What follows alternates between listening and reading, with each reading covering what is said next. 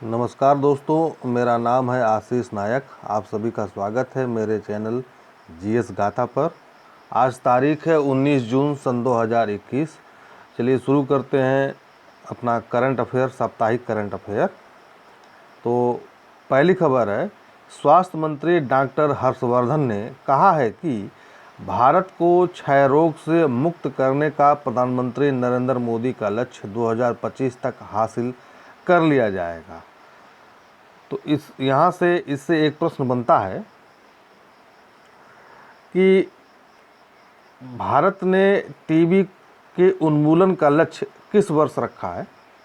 तो आपका आंसर होगा 2025। तो 2025 में भारत टीबी को पूर्ण रूप से समाप्त करने का लक्ष्य रखा है। चलिए अगली खबर की तरफ बढ़ते हैं। जापानी सरकार ने 17 जून सन 2021 को यह घोषणा की है कि वह जापानी यात्रियों के लिए वैक्सीन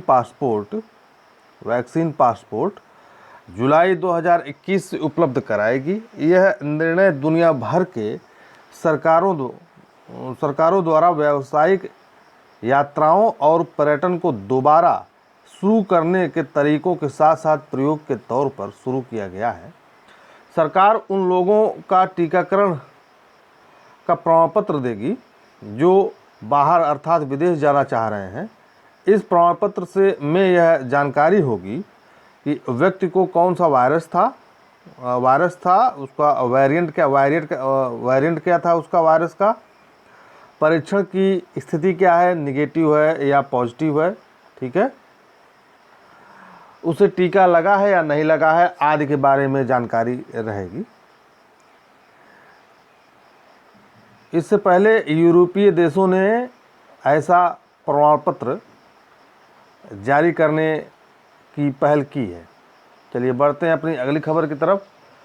बोत्सवाना में दुनिया का तीसरा सबसे बड़ा हीरा देवस्वाना डायमंड कंपनी, ये है डायमंड कंपनी है एक,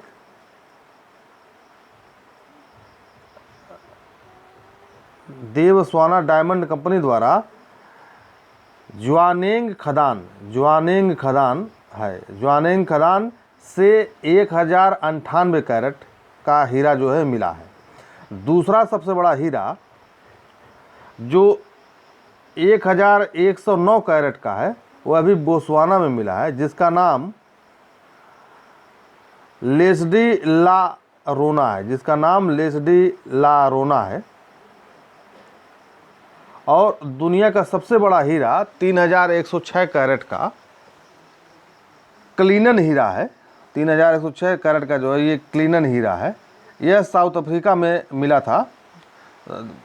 बोत्सवाना अफ्रीका में हीरो का सबसे बड़ा उत्पादक देश है। तो आपको ये तो ठीक है, आपको इतना तो याद ही इतना आपको पता होना चाहिए, लेकिन दुनिया का सबसे बड़ा हीरा आप जान लीजिए, ठीक है।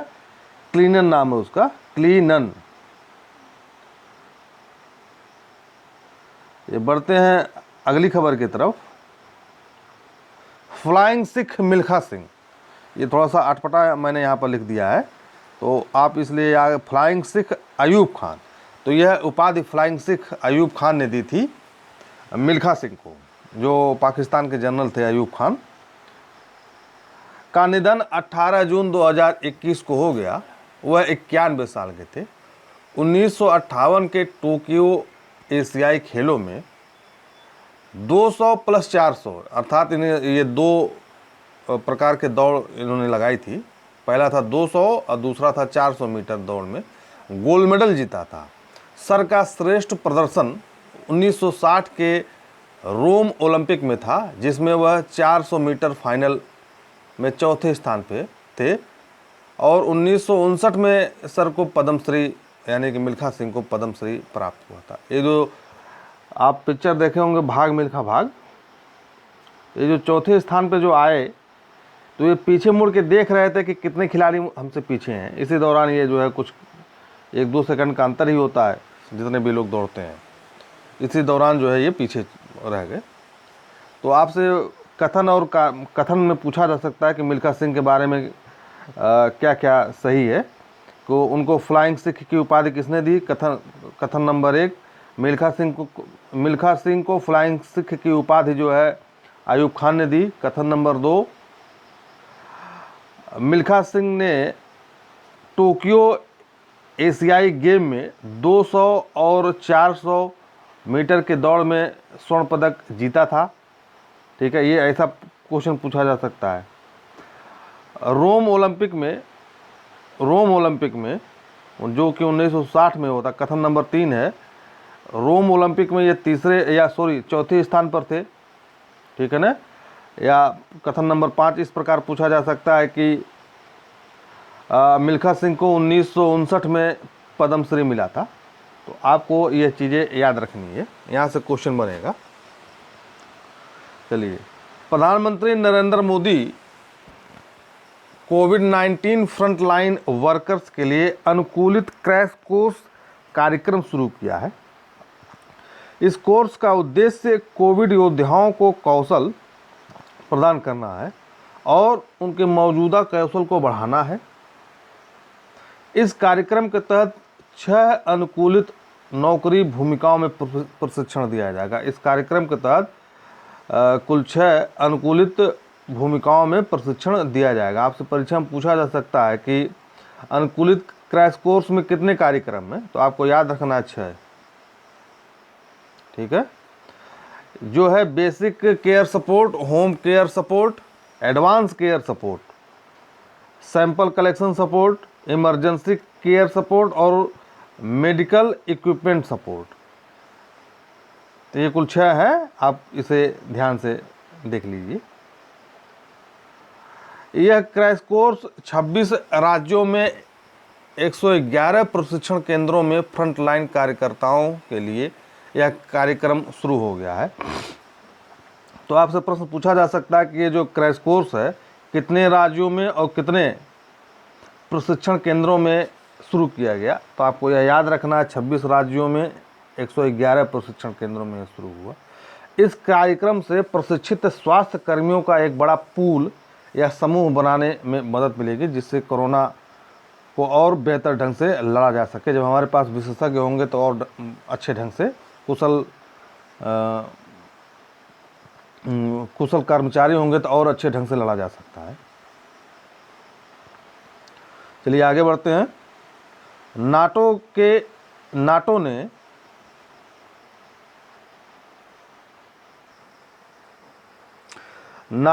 नेताओं ने चीन को घोषित किया सतत वैश्विक सुरक्षा चुनौती। तो इसका मतलब यह है कि आपसे प्रश्न पूछा जा सकता है, किस संगठन के नेताओं ने, सार्स के नेताओं ने, ओपेक के नेताओं ने चीन को वैश्विक सुरक्षा चुनौती घोषित किया है। तो आपको याद रखना चाहिए कि यह नाटो नेताओं ने, नॉर्थ अटलांटिक जो एक ग्रुप है, उनके नेताओं ने चीन को जो है वैश्विक सुरक्षा चुनौती घोषित किया है कोरोना वायरस की वजह से। चलिए बढ़ते हैं अपनी अगली खबर की तरफ। भारत में ग्रीन फंगस का पहला मामला मध्य प्रदेश के इंदौर से सामने आया है। इंदौर भारत के सबसे स्वच्छ शहरों में से जाना जाता है। विशेषज्ञों के अनुसार एस्परजिलस फंगस को ही आम भाषा में ग्रीन फंगस कहा जाता है। एस्परजिलस फंगस को आम भाषा में ग्रीन फंगस कहा जाता है। तो इस लाइन को, इस शब्द को आप लोग याद रखिए। यह फंगस कई तरह के होते हैं। ये शरीर पर काली, नीली हरी, पीली हरी और भूरे रंग की देखी जाती है। एस्परजिलस फंगस से फेफड़े में मवाद पैदा हो जाता है या मवाद भर जाता है। ये बेहद खतरनाक फंगस है। कहाँ पाया गया? तो इंदौर में पाया गया। ये स्थान याद रखने लायक है।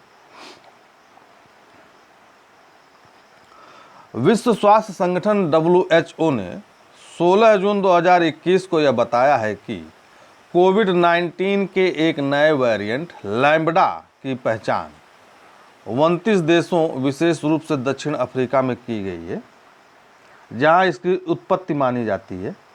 तो आपसे पूछा जा सकता है लैम्बडा क्या है। ठीक है, या कोई कंप्यूटर वायरस है? लैम्बडा क्या है? क्या कंप्यूटर वायरस है? कंप्यूटर वायरस है या किसी राज्य के द्वारा कोरोना से लड़ने का कोई उपाय है या कोई कार्यक्रम है? ठीक है, तो इस चीज़ से, इस शब्द को आप याद रखिए, इससे क्वेश्चन पूछा जा सकता है। WHO के अनुसार पहली बार पेरू में पहचाने गए इस लैम्बडा वेरिएंट को, अफ्रीका में यह पाया गया था और इसकी पहचान पेरू में हुई थी। कोई यात्री चला गया होगा पेरू। पहचान लैम्बडा वेरिएंट को दक्षिण अफ्रीका में व्यापक उपस्थिति के कारण 14 जून को ग्लोबल वेरिएंट ऑफ इंटरेस्ट के तौर पर वर्गीकृत किया गया है। तो इसको अब ग्लोबल वेरिएंट, कोरोना का एक नया वेरिएंट लैम्बडा को अब ये मान्यता दे दी गई है। ये लैम्बडा भी जो है एक नया वेरिएंट है। कहाँ पाया गया? मूल स्थान क्या है? दक्षिण अमेरिका है। और दक्षिण अफ्रीका में व्यापक उपस्थिति के कारण यह पाया गया।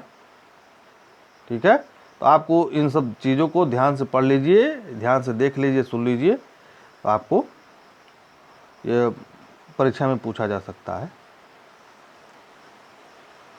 ऑस्ट्रेलिया और ब्रिटेन मुक्त व्यापार समझौते पर हुए सहमत। अब इन देशों के बीच नौकरी और व्यवसायों को बढ़ावा मिलेगा। ठीक है, ऑस्ट्रेलिया और ब्रिटेन जो है मुक्त व्यापार को सहमत हो गए। आपसे पूछा जा सकता है हाल ही के दिनों में ब्रिटेन ने, पहला क्वेश्चन इस प्रकार से बनेगा, हाल ही के दिनों में ब्रिटेन ने किस देश के साथ मुक्त व्यापार समझौता किया है? तो आपका जवाब होगा ऑस्ट्रेलिया। दूसरा क्वेश्चन पूछा जा सकता है,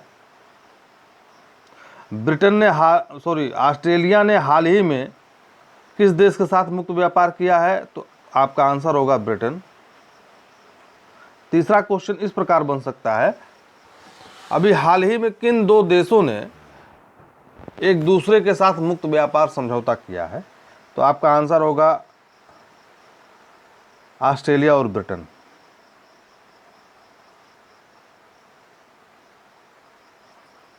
चलिए आगे बढ़ते हैं।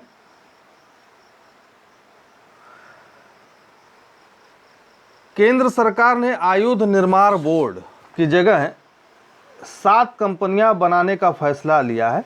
केंद्र सरकार ने 200 साल पुराने आयुध निर्माण बोर्ड OFB के पुनर्गठन के लंबित प्रस्ताव को मंजूरी दी है। आयुध निर्माण बोर्ड इस समय हथियार और गोला बारूद बनाने का 41 कारखाना उसके पास है, 41 कारखाना है पूरे देश में।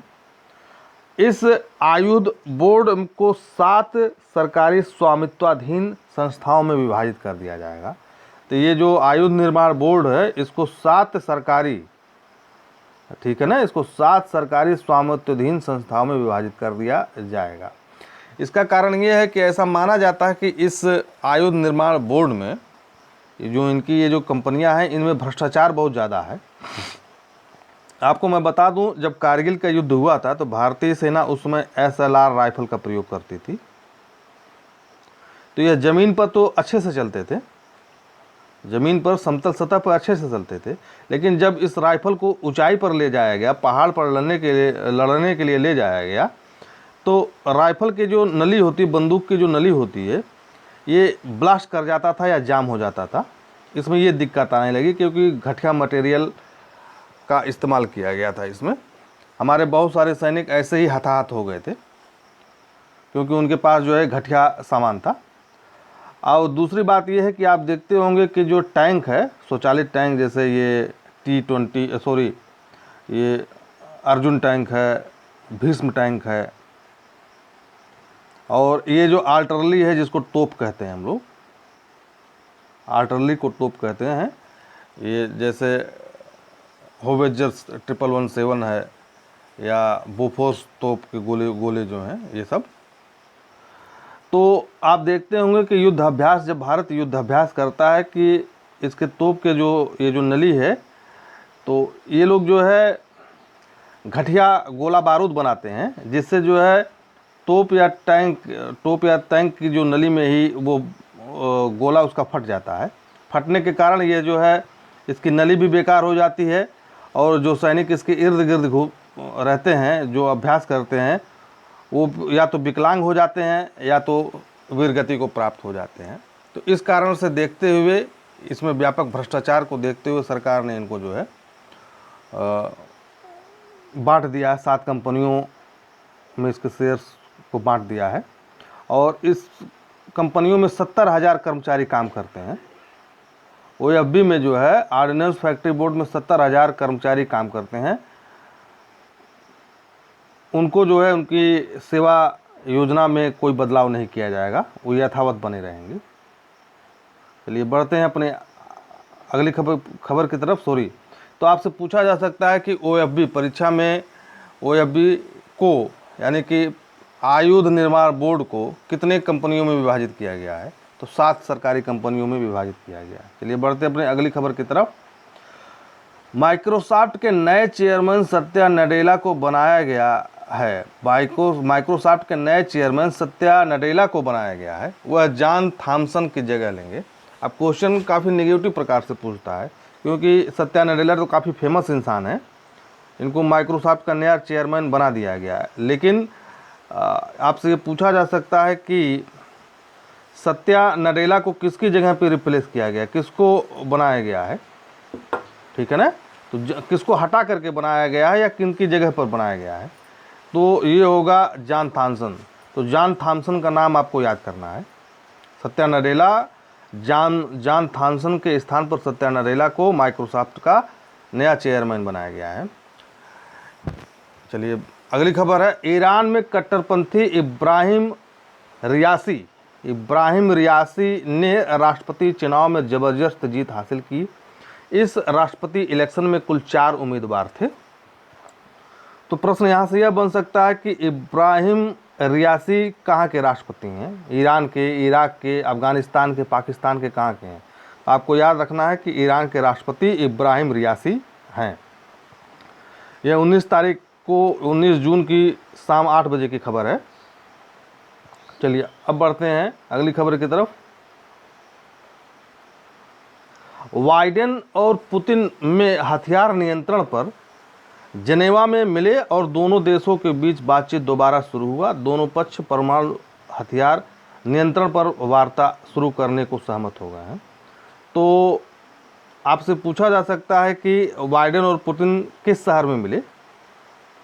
जेनेवा शहर में मिले। ये स्वीडन का एक शहर है जेनेवा एक शहर है स्वीडन का, वहाँ मिले।